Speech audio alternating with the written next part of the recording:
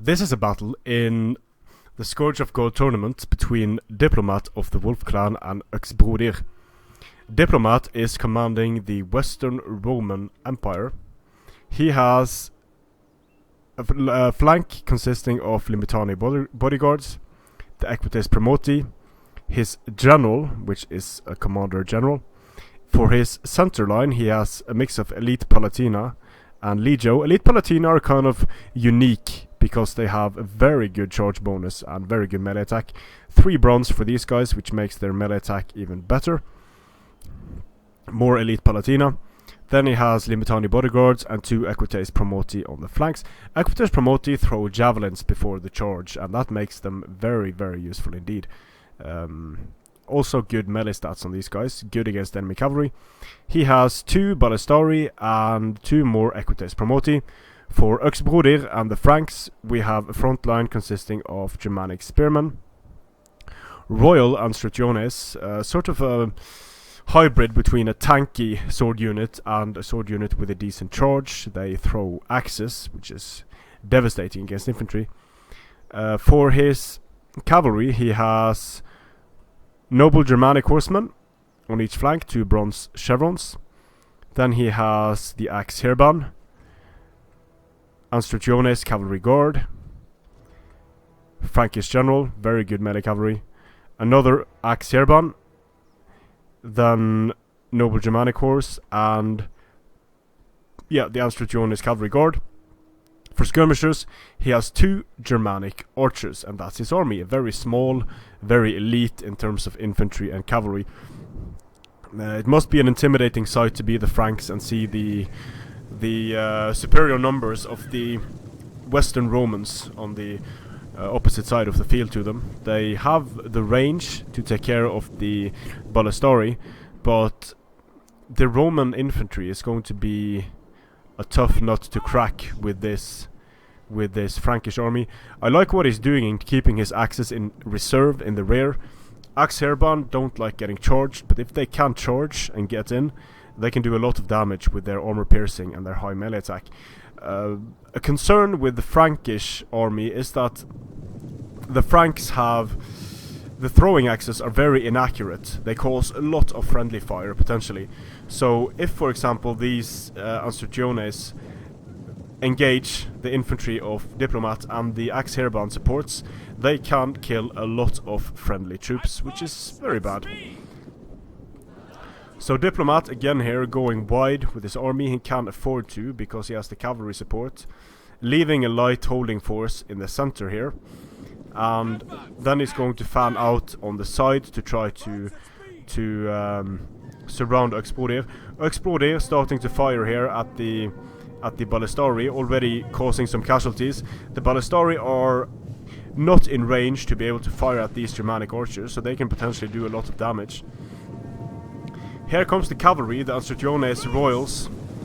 They will get hit by a massive amount of darts, and they will lose a lot of men here. But they also connect with the Elite Palatina, so a nice target there for the Anstrutiones. But the Anstrutiones are going to lose a lot of men. Still, it was worth it though. Here comes the Legio charging into braced Germanic spears. On the flanks here we have the noble Germanic horse.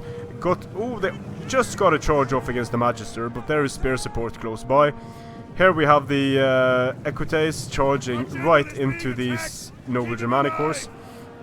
Again with the Legio on the Germanic spears. In the center here, both players got decent charges off on each other, but the Royal Anstrutiones definitely got the better of the engagement against the Elite Palatina. So the Elite Palatina are going to start to rout. While in the center here, this is a decent engagement for Diplomatt since he has his spears in support. This Anstrutiones cavalry guard, so depleted, it's going to do a lot of damage to the Equites Promoti, but they're also going to get wrecked by the melee cavalry. In the center though, Diplomatt's army hasn't been able to hold together under the assault of Anstrutiones and good cavalry. So now the Frankish general breaks through and is able to get into the Ballistari of Diplomatt. Here we have Legio up against very depleted Royal Anstrutiones. The Elite Palatina routing off the field. In these engagements over here, it's probably going to go in Diplomat's favor because his Legio are defeating the Germanic Spearmasters. The Øxbrodir, they are losing against the Legio. And over here as well, we have Equites Promoti doing a good job against the Noble Germanic Horse. And in my opinion, Noble Germanic Horse are an inferior choice to just bring in Germanic Horsemen.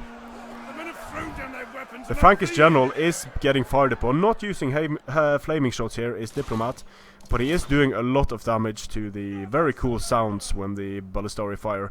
So the Frankish general is about to go down, especially when he gets hit by the Magister Militum here, attacking him in the rear. The Frankish units are wavering all across the battlefield. We have some Ansurciones left here, but the Frankish general, is getting wrecked by crossbow bolts. The Øxbrodir,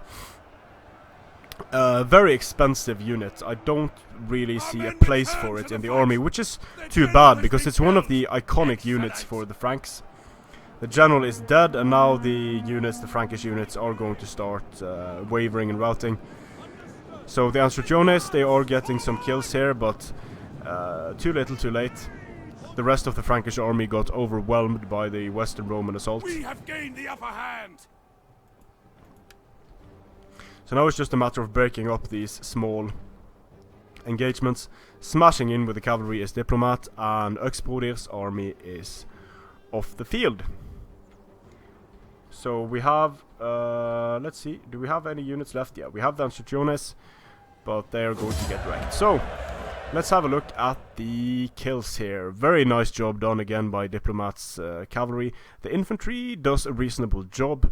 Øxbrodir did a good job in charging into the elite units of Diplomatt, but he just lacked the support, he lacked the staying power. The Ansurciones do fairly well, but he did mess up a few of his cavalry engagements, and he wasn't able to deal with the ballistari with his own Germanic archers. But let's just have a look at something in terms of a Frankish build, because the Franks can be very strong, but let's just have a look at the difference between the Frankish general is a solid option. However, if you go for Noble Germanic Horsemen, if you go for something like 6 Noble Germanic Horsemen, the rest of your army, and some Royal Ansurciones, the rest of your army is going to be very small. You're going to lack support in a lot of categories.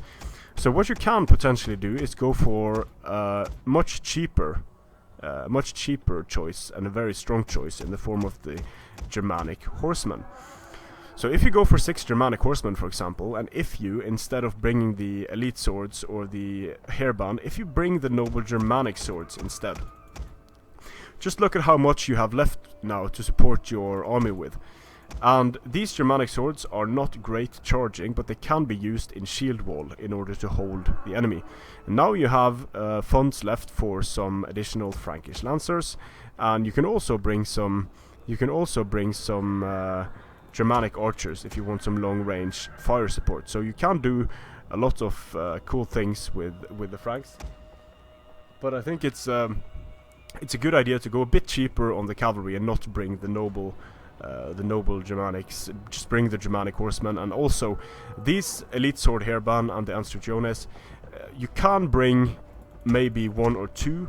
But I definitely think that bringing more than that is overkill and makes for a very squishy main line. Strength and honor.